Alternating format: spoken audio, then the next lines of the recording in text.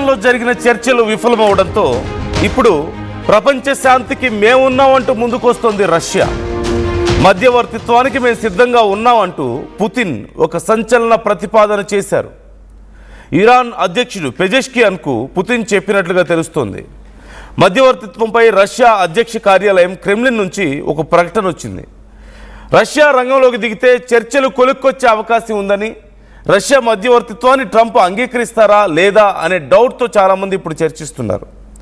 యుద్ధంలో ఇరాన్కు రష్యా సాయం చేస్తుందనే ఆరోపణల నేపథ్యంలో అమెరికా ఇరాన్ మధ్య చర్చలు విఫలం కావడంతో ఇప్పుడు ఈ 2 వారాల సీజ్ ఫైర్ పైన కూడా ఇప్పటికే గందరగోళం మనం చూస్తున్నాం.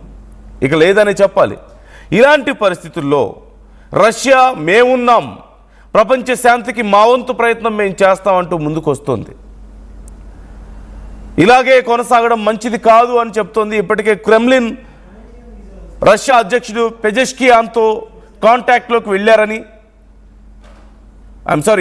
ఇరాన్ అధ్యక్షుడు పెజెష్కియాన్తో రష్యా ఇప్పటికే కాంటాక్ట్లోకి వెళ్ళిందని, వాళ్ళతో మాట్లాడారని, డిస్కస్ చేశారని తెలుస్తోంది. అయితే ఇక్కడ ఎవరు ఒప్పుకోవాలి అంటే 2 సైడ్స్ మనం ఒకసారి చూస్తే ఇటువైపు ఇరాన్ ఉంది, అటువైపు అమెరికా ఉంది. ఈ చర్చల్లో ఇరాన్ ఎలాగో ఒప్పుకుంటుంది, రష్యా చెప్తే కాదనదు. ఎందుకంటే వాళ్ళకి మంచి సంబంధాలు ఉన్నాయి and they are helping in all possible ways in this war. Russia ఇరాన్కి అన్ని రకాలుగా హెల్ప్ చేస్తుంది. ఆయుధాలు, medicine, technical support, cyber support, అన్ని రకాల సపోర్ట్స్ ఇస్తుంది, ఇంటెలిజెన్స్ సపోర్ట్ ఇలా. So they have very good relationships with each other. So ఖచ్చితంగా ఇరాన్ ఒప్పుకుంటుంది. And the problem is with America Russia మధ్యవర్తిత్వాన్ని ఒప్పుకుంటుందా అంటే, రష్యా భారత్ లాంటి ఆప్షన్స్, అవకాశాలు ముందే ఉన్నప్పటికీ పాకిస్తాన్ లాంటి ఒక పనికిమాలిన దేశాన్ని తీసుకెళ్ళి అక్కడ పెట్టిందంటేనే అమెరికా ఉద్దేశం ఏంటో మనకు అర్థమవుతుంది. అమెరికా నుంచి వచ్చినటువంటి ఒక డ్రాఫ్ట్ మెసేజ్ని కనీసం ఎడిట్ కూడా చేయకుండా వాళ్ళ పాకిస్తాన్ ప్రధాని డైరెక్ట్గా పోస్ట్ చేశాడు షహబాజ్ షరీఫ్, మనం చూసాం. అంటే ఎంత గ్రిప్లో ఉండేవాళ్ళని. మొన్న మధ్య అమెరికా ఇచ్చినటువంటి ఒక స్టేట్మెంట్, లైక్ అమెరికా అనకూడదు, ట్రంప్ ఇచ్చినటువంటి స్టేట్మెంట్ మనం చూసాం కదా. ఎందుకు ఇలాంటి వాళ్ళని మీరు పక్కన పెట్టుకుంటారంటే, పనికిమాలిన వాళ్ళని నా పక్కన పెట్టుకుంటే నేను చాలా గొప్పగా కనపడతాను, నాకు ఇష్టం అలాంటి వాళ్ళతో ఫ్రెండ్షిప్ చేయడం అని చెప్పాడు. So he wants that control, he wants that hierarchy. So అందుకని పాకిస్తాన్ లాంటి దేశాలను ప్రిఫర్ చేస్తారు, ఎందుకంటే వాళ్ళ టర్మ్స్ని అక్కడ వాళ్ళు డిస్కస్ చేస్తారు కాబట్టి. కానీ రష్యా అలా కాదు. రష్యా దగ్గర అమెరికా బయటపడాల్సి వస్తుంది, పూర్తిగా తమ రూల్స్ అండ్ రెగ్యులేషన్స్ని అవసరమైతే మార్చుకోవాల్సి వస్తుంది, కొన్ని విషయాల్లో తగ్గాల్సి వస్తుంది, రష్యా కన్విన్స్ చేస్తుంది కొన్ని విషయాల్లో. ఇలా అన్ని రకాలుగా అమెరికాకి అది అస్సలు ఇష్టం లేదు. ముఖ్యంగా ట్రంప్కి, తనకి ఇప్పుడు రష్యాతో అమెరికాకి ఎంత పోటీ ఉందో మనకు తెలిసిందే. ఆర్థికంగా ఉండే డెవలప్మెంట్లో కానీ, టెక్నాలజీ విషయంలో కానీ, ఇలా అన్ని రకాలుగా విపరీతమైనటువంటి పోటీ. ఒక రకంగా పుతిన్ని ఒక నియంత అని చెప్పి అమెరికా పిలుస్తోంది, పుతిన్ ఒక రక్త పిపాసి అని చెప్పి పిలుస్తోంది. ఇలాంటి పరిస్థితుల్లో పుతిన్ వచ్చి నేను మధ్యవర్తిత్వం చేస్తాను అంటే ఇరాన్ ఒప్పుకున్నా అమెరికా ఎందుకు ఒప్పుకుంటుంది? అమెరికా ఒప్పుకోకపోవడానికి మరికొన్ని కారణాలు ఇక్కడ నేను చూపిస్తాను. But why Russia is better than US అనేది చెప్తే అందరికీ తెలిసిందే చాలా వరకు కొన్ని కారణాలు. బట్ ఆ కారణాలు కూడా మనం డిస్కస్ చేద్దాం. But before that, why America can't agree with Russia, ఎందుకని ఒప్పుకోకపోవచ్చు అనేదానికి కొన్ని కారణాలు మనం చూడొచ్చు. ద ఫస్ట్ రీజన్, ఖచ్చితంగా తనకి చాలా తీవ్రమైనటువంటి పోటీ ఉంది రష్యాతో. అమెరికాకి, ట్రంప్కి చాలా తీవ్రమైనటువంటి పోటీ ఉంది పుతిన్తో. సో అలాంటి పరిస్థితుల్లో ట్రంప్ ఇగో అస్సలు ఒప్పుకోదు అలాంటి వాళ్ళని తీసుకొచ్చి కూర్చోబెట్టడానికి. రెండోది, ఇరాన్తో మంచి సంబంధాలు ఉన్నాయి రష్యాకి, అది ఇష్టం లేదు. ఎందుకంటే first of all Trump can't control Russia. తాను ఏం చేయాలనుకుంటున్నాడో, ఎలా చేయాలనుకుంటున్నాడు అనేది పాకిస్తాన్ లాగా తలూపదు గుడ్డిగా రష్యా. కాబట్టి ట్రంప్కి ఇష్టం ఉండదు ఆ విషయంలో. తనకు కావాల్సిందల్లా తలూపే వాళ్ళు కావాలి పక్కన. పాత సినిమాల్లో మనం చూస్తుంటాం కదా, ఎస్ బాస్ అని కొన్ని క్యారెక్టర్స్ ఉంటాయి పక్కన. విలన్స్ ఏది చెప్పినా ఎస్ బాస్ అని చెప్తూ ఉంటారు పక్కన. సో అలాంటి ఒక క్యారెక్టర్ పాకిస్తాన్, ట్రంప్ పక్కన.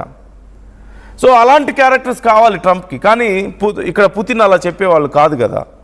అసలే పుతిన్తో చాలా తీవ్రమైన పోటీ ఉంది, ఎక్కడ తనని మించిపోతాడో అన్న భయం. అలాంటి వాళ్ళతో ఫ్రెండ్షిప్ అసలు చేయడు ట్రంప్, అలాంటి వాళ్ళు ప్రిఫర్ చేయడు.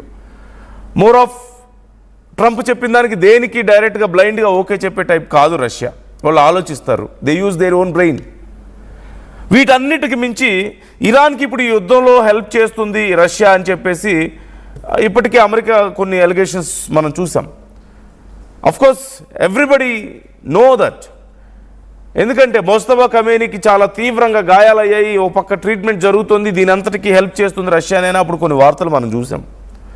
అయతుల్లా అలీ ఖమేనీ బ్రతుకున్న సమయంలో, గతంలో ఇజ్రాయెల్ అండ్ ఇరాన్ మధ్య మాత్రమే యుద్ధం జరుగుతున్న సమయంలో ఖమేనీ తప్పించుకోవడానికి, దొరకకుండా బంకర్స్లో దాక్కొని చాలా సేఫ్గా ఉండడానికి కారణం రష్యా అని చెప్పేసి, వాళ్ళ ఇంటెలిజెన్సే కారణం అని చెప్పేసి అప్పుడు మనం విన్నాం. వాటితో పాటు వీళ్ళిద్దరికీ డ్రోన్స్ సంబంధించినటువంటి అగ్రిమెంట్స్ ఉన్నాయి. అలాగే S-300 వ్యవస్థని ఇరాన్కి గతంలో ఇచ్చింది రష్యా. ఇలా చాలా అగ్రిమెంట్స్ వీళ్ళిద్దరి మధ్యలో ఉన్నాయి, చాలా మంచి రిలేషన్షిప్స్ ఉన్నాయి. ఇన్ఫ్యాక్ట్ ఇప్పుడు ఈ యుద్ధంలో అన్ని రకాలుగా ఇంటెలిజెన్స్ సపోర్ట్ ఇస్తుంది, టెక్నికల్ సపోర్ట్ ఇస్తుంది, ఆయుధాలు పంపిస్తుంది, స్ట్రాటజిక్ సపోర్ట్ ఇస్తుంది. ఇలా ఆల్ కైండ్స్ ఆఫ్ సపోర్ట్ ఇరాన్కి అమెరికా ఇస్తుంది. అది జగమెరిగిన సత్యం అంటారు కదా, అలాగా ఓపెన్ సీక్రెట్. కాబట్టి ఇలాంటి ఒక దేశాన్ని, ఇరాన్కి అనుకూలంగా ఉన్న దేశాన్ని తీసుకొచ్చి మధ్యవర్తిగా కూర్చోబెట్టడం అనేది, మీడియేటర్గా కూర్చోబెట్టడం అనేది అమెరికాకి అస్సలే ఇష్టం ఉండదు. సో ఇలా ఎన్నో కారణాలు ఖచ్చితంగా ఇక్కడ లేకపోలేదు. వీటన్నిటికి మించి అఫ్కోర్స్ రష్యా మీద కూడా కొంత అనుమానాల్ని అమెరికా ఖచ్చితంగా వ్యక్తం చేస్తుంది. But why Russia is better than Pakistan? Pakistan లాంటి పనికిమాలిన దేశాన్ని ఇంత పెద్ద పీస్ టాక్లో కూర్చోబెట్టడం, వాళ్ళు ఆతిథ్యం ఇవ్వడం అనేది ఇట్స్ ఎ ఫన్నీ థింగ్. ఖచ్చితంగా ఇట్స్ వెరీ మచ్ అన్బిలీవబుల్ నిజం చెప్పాలంటే. కానీ అమెరికా అలాంటివి చేస్తుంది. ఇప్పుడు వాళ్ళు జుట్టు పీక్కుంటున్నారు అనుకోండి, వాళ్ళు చేసి మళ్ళీ దీనికోసం అప్పులు చేయాల్సి వచ్చింది. దీనికోసం అప్పులు చేయాల్సి వచ్చి దాన్ని ఎలా తీర్చుకోవాలో తెలియడం లేదు ఈ పీస్ టాక్స్ కోసం.